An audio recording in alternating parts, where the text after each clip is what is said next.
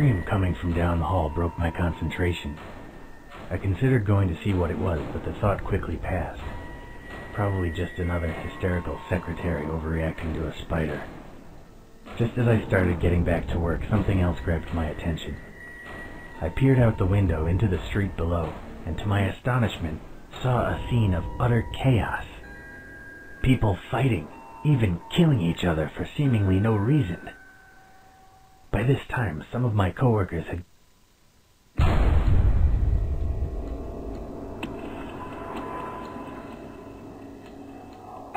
common room was crowded with coworkers, and I could barely see or hear anything with all the commotion. I only managed to pick out the phrases psychovirus and destroy the brain. At this point, I felt myself entering a state of mild shock. It was obvious that whatever was going on was serious, and that a significant percentage of the population were going to be killed or wounded over the course of the next few days. My thoughts quickly turned to my wife. Was she okay? What if these maniacs were near our home?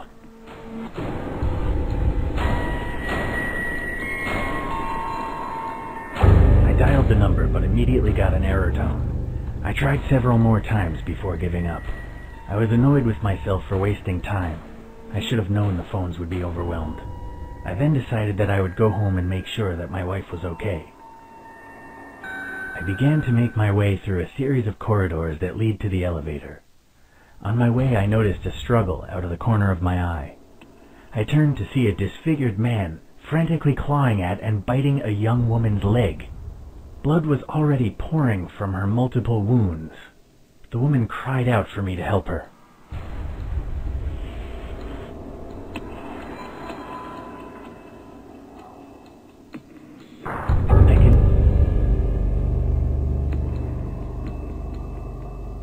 I arrived at the elevator, but to my dismay it seemed many other people had the same idea. I heard a ping and the elevator doors slid open. In a split second, the large crowd of office staff pushed and shoved their way into the tiny metal box.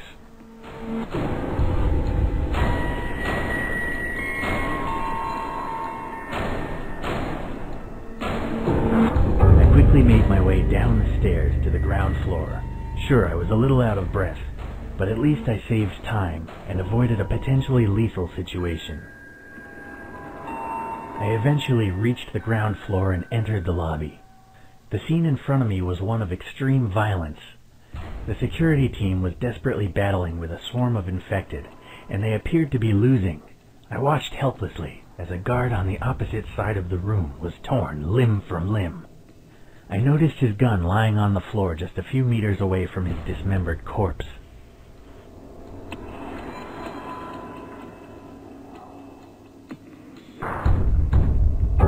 I managed to slip away without any infected noticing and proceeded quickly towards the rear exit.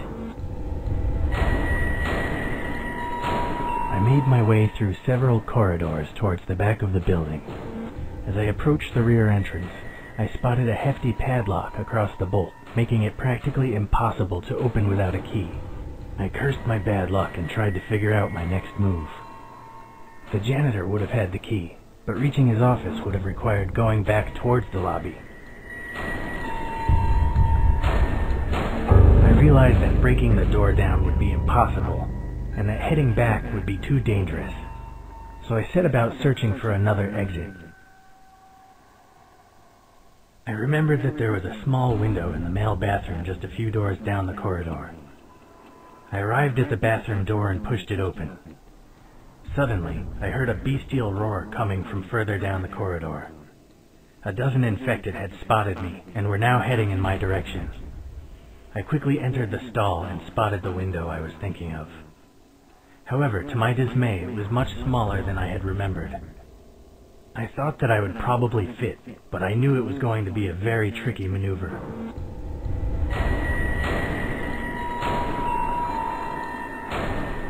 Not wanting to waste time, I set about trying to squeeze through the window. A few awkward movements and a lot of pain later, I managed to force my way into the street, escaping the infected with only a few seconds to spare. I I dropped from the window and landed on the pavement with a heavy thud. Looking up and down the quiet back street, I tried to decide what to do next. Eventually, I came to the conclusion that my best bet was to head to a main road and try to steal a vehicle or catch a lift. I jogged down the quiet street for a few hundred feet before stopping to catch my breath. I looked up briefly and saw a little girl wandering aimlessly in the middle of the road. I realized that the girl was most likely infected, and therefore I decided to ignore her and continue down the street. I eventually arrived at the main road. As I suspected, the scene wasn't pretty. In every direction I could see people either trying to fight or flee from the numerous infected. An array of dismembered corpses already littered the streets. I suddenly felt nauseous, and within a few moments I was vomiting my breakfast all over the pavement. I wiped my mouth with my sleeve and looked up to see a bus driving down the street. The number was the same as the one I usually took home. There appeared to be a lot of people on board already, but I thought I might be able to squeeze in. I realized that getting on the crowded bus probably wasn't a good idea. If someone on board were infected, then there would have been no escape. As I continued down the street, I noticed several groups of people. Just across the road was a group of men with rifles. They appeared to be having fun shooting the zombies rather than trying to escape. In the alley, I could just about see a group of teenage boys armed with a variety of makeshift melee weapons. A few meters from where I was standing, a paramedic and an armed police officer were helping a wounded man, and as I glanced over my shoulder, I saw a group of survivors from my office building, heading in the same direction. I decided that it was probably best to team up with other survivors.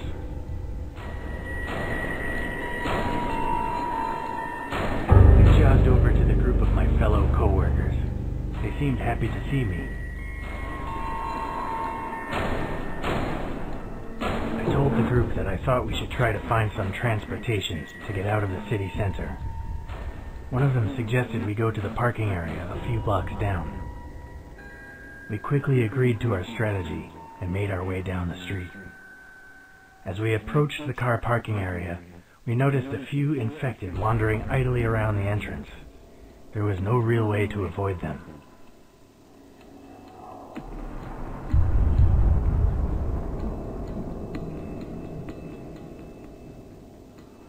After some heated discussions, somebody from the group eventually stepped up.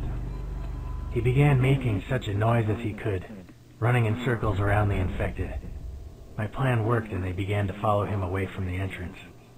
The rest of us swiftly made our way inside and began to search for a suitable vehicle. We were so wrapped in what we were doing that we forgot about our brave volunteer. We never saw him again. We eventually found a few different options for vehicles in which we could make our escape. On the far side of the parking area, we found a pair of road motorbikes. Closer to us was a four-wheel drive all-terrain Jeep, a large freight truck, and a convertible sports car.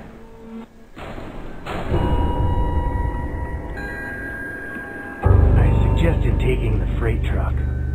The others quickly rejected my idea, stating that the truck would be too slow and wouldn't have enough maneuverability. The rest of the group decided that we would take the Jeep. We approached the Jeep and peered inside. To our dismay, we saw a pair of infected inside, desperately clawing at the windows in an attempt to escape. I made my suggestions, but the others didn't listen. They really wanted that Jeep, and a few zombies weren't going to stand in their way. The others immediately flung open the doors and started trying to drag the zombies out. However, without my help, they were having serious trouble, and it seemed like they would most likely end up dead if I didn't intervene.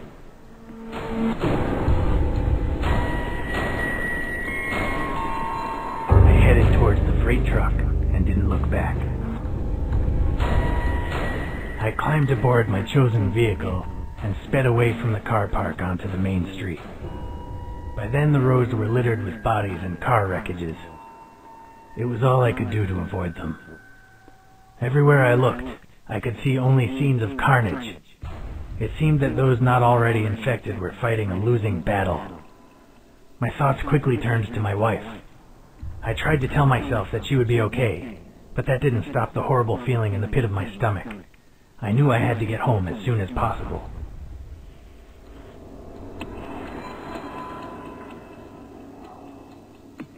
I pulled up onto the forecourt, got out of the vehicle, and began to pull up the gas tank at the...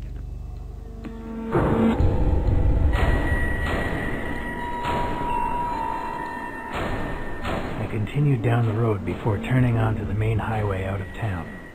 However, it wasn't long before I noticed a mass of vehicles blocking the road ahead.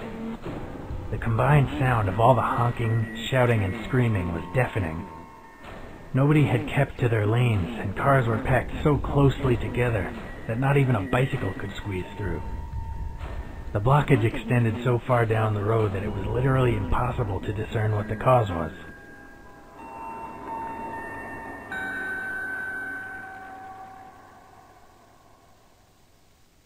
I decided that there was no point in waiting for the traffic to clear, and that without the Jeep, driving off the road was just too dangerous. I headed back the way I came and turned off the highway at the first exit. I soon found a safer, albeit less direct route home. As I sped down the disturbingly quiet back road, my mind began to wander. Without the distraction of imminent danger, I began to remember the horrific scenes I had witnessed just an hour ago. Images of mangled corpses flashed before my eyes, and my head began to spin. I swerved onto the wrong side of the road, just as another vehicle pulled out from a concealed entrance. I braked sharply, but it was too late to avoid a collision. Amazingly, I wasn't seriously injured, but my ride was badly damaged. I realized that without transport, I would have to walk the rest of the way home. Not wanting... After a half an hour of walking, I began to recognize my surroundings, and knew that I would soon be home. There were several different routes I could take.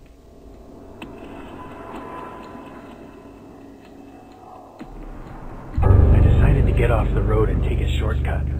I headed into the woods, realizing that the mindless infected would have a hard time navigating the undergrowth, and that there would be very few of them in the area anyway. I finally arrived in my neighborhood, exhausted. I knew that my house was just a little further down the street, but the area was swarming with the infected. Most of them seemed distracted by what few survivors remained, but I knew it was only a matter of time before they noticed me. I remembered about a small alleyway nearby, one that would take me most of the way home in relative safety. I entered the alley, and as expected, it seemed totally devoid of life. However, as I walked past a large dumpster, an infected old man stepped out of the shadows and tried to grab me.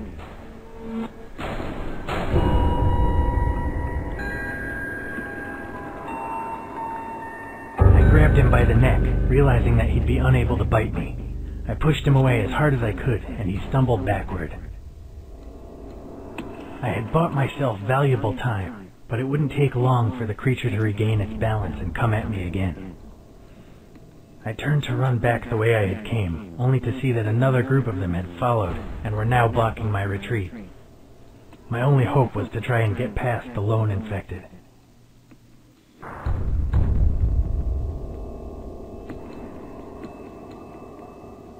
Grabbing a brick, I waited just long enough for the infected to get close before smashing it into his face. There was a sickening crack as his jawbone fractured and blood sprayed from his mouth.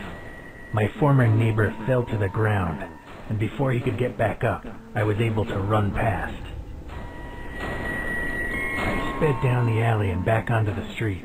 When I looked over my shoulder, there was no sign of my pursuers. I could see my house now, just 100 feet or so away. My heart sank when I saw yet another group of infected wandering aimlessly between me and my goal.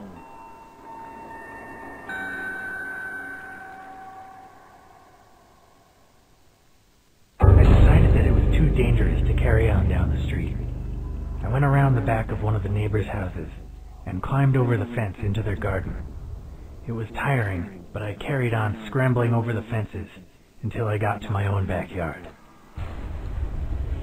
As I approached the house, I noticed the glass in the back door had been smashed and the door left slightly ajar. I was terrified for my wife's safety.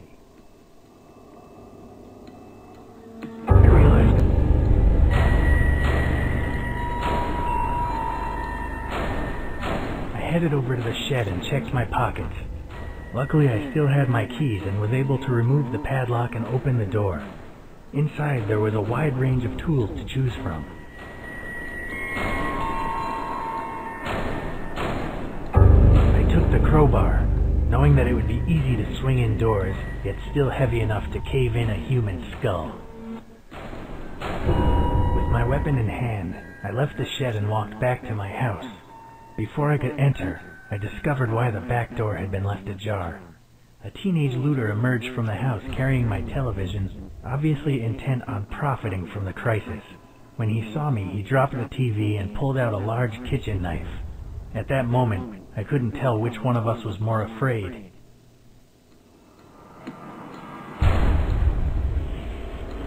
I told the looter that I wasn't going to hurt him, and that he could take the TV and go. He didn't bother to pick it back up.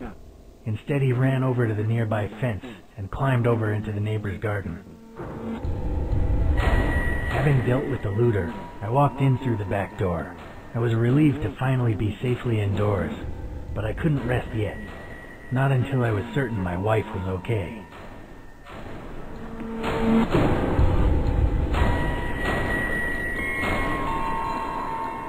I quickly shut the back door and turned the key. With the glass broken, it wouldn't keep out the infected long, but at least it would buy me some time. I began searching the ground floor for my wife.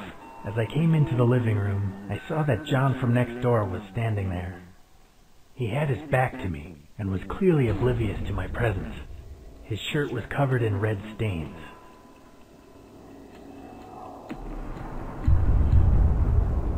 John was surely infected, so I snuck up behind him and hit him as hard as I could on the back of the head.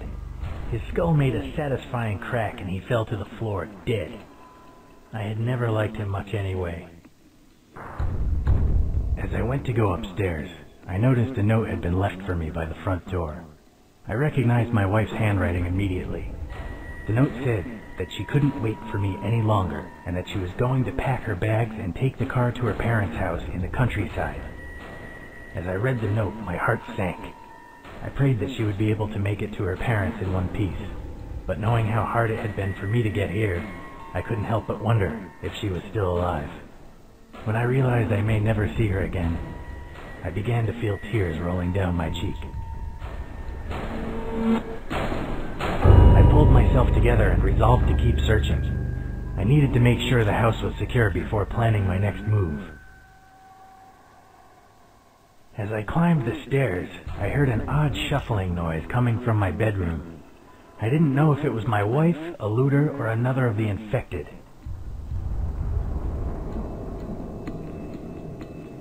I kicked the door open and charged in with my weapon raised, ready to kill whatever was on the other side. The scene that greeted me will haunt my nightmares for years to come. My beautiful wife was pinned on the floor, desperately trying to fight off one of the infected. She could barely keep the creature at bay, and if I didn't act immediately, she would surely die. Wasting no time at all, I smashed the infected over the head with my weapon. I was lucky not to hit my wife by mistake, but at least she was alive. I was finally reunited with my wife. I dropped the weapon and held her as tightly as I could.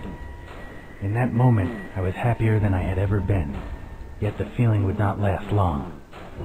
I asked her if she was okay, and she showed me her hand. Blood dripped from several bite marks on her fingers. I didn't know if she would become infected or not, or even how much longer she had. She sobbed as I struggled to decide what to do.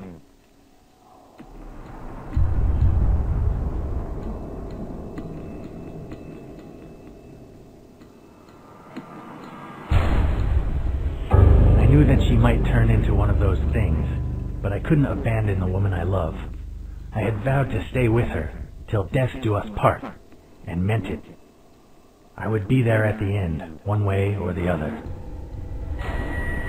My wife and I spent some time discussing what to do next. We realized that we couldn't stay in the house forever, as it was just too dangerous this close to civilization. We decided that our best bet was to load up the car with food and supplies, and then head for her parents' house out in the country. I made sure the house was secure, dragged the corpses down to the basement, and then helped my wife get everything ready. She looked pale and weak, but it didn't seem like she would turn, at least not for a while yet. By the time everything was ready, it was already nightfall, so we decided to spend one more night at home before hitting the road. I don't think either of us slept that night, but it was better than traveling in the dark. We left at dawn.